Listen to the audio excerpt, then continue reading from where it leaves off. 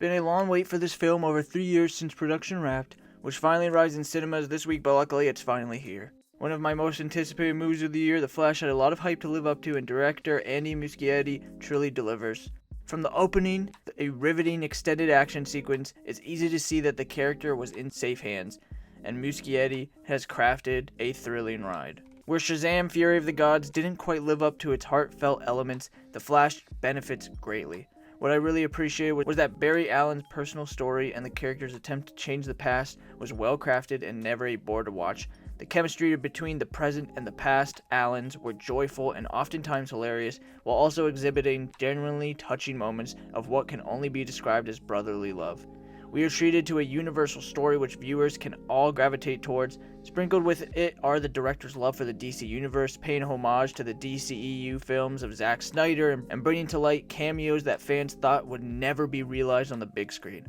As for Michael Keaton's appearance, he may not be my favorite Batman, but hearing the Danny Elfman theme and seeing him suit up as the Caped Crusader was a thrill. Supergirl, played by Sasha Calle, was also a rip-roaring addition to The Flash, but I can't help but feel like she wasn't given enough screen time in comparison to everyone else in the cast. Nonetheless, Cal's scenes remain action-packed. The trailers leading up to this project revealed way too much.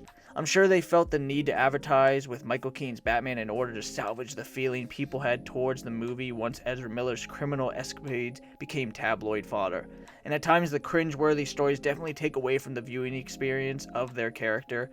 But overall, Ezra Miller is a tour de force here, playing two versions of themselves, a youthful hero with a revisionist past and present-day Flash with the appropriate maturity and trauma baggage. They carry the entire movie from start to finish, and it's their performance that gives the film its heart and soul.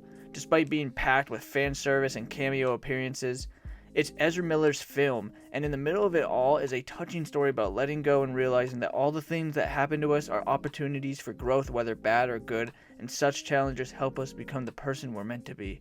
Maybe that's why Warner Brothers fought so hard to keep him in this role, his transformation akin to their character in the film. My only gripe with the film is the visual effects. The Flash himself may look silly, regardless when he's running at the speed of light in live action, but when it came to the Flashpoint, it got quite messy. Real messy, actually. I can't understand why they keep putting out movies with such horrible visual effects. It's so noticeable that it affects the viewing experience. Don't do double berries if you can't do better CGI than Lindsay Lohan's Parent Trap. And one particular sequence in the third act was very CG heavy, so much so that it really took away the excitement from me. But in all honesty, that is the only bad thing about The Flash. The story and the acting and the unexpected cameos almost make up for the shitty effects. The Flash is a moving story of one man trying to undo an unthinkable tragedy, but does so without realizing the repercussions and the butterfly effect, which leads to countless inconsistencies in the revised future, which ultimately lead to consequences far worse than what he was attempting to prevent. Almost all elements of this movie work from start to finish. The film is packed with action, heart, and comedy. Definitely one of DC's finest. Side note, I hate hearing about creators and critics saying it's one of DC's best in years. Everyone seems to forget about the Suicide Squad, Birds of Prey, Peacemaker, the Batman, Joker, Zack Snyder's Justice League, etc. We've had a lot of great triumphs over the bad for DC. They just don't put out consistent films. Hopefully this is a step in the right direction. Go see it on the big screen, and spoiler warning, let me know if you think George Clooney is our brave and the bold Batman. So we are. I'm not meant to go back and fix them. Don't let your tragedy define you. What did you do?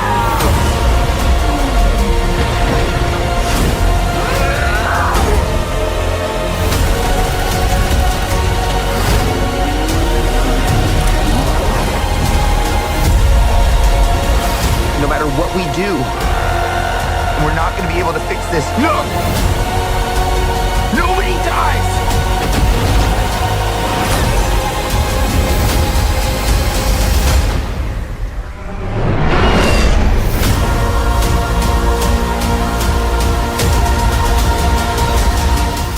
Tune in every Friday for new movie videos. Please like, share, and subscribe. Comment down below what other movies you would like me to do videos on. Thank you, Mom, for editing the scripts for my movie essays. I appreciate you. Till next time, thanks for watching.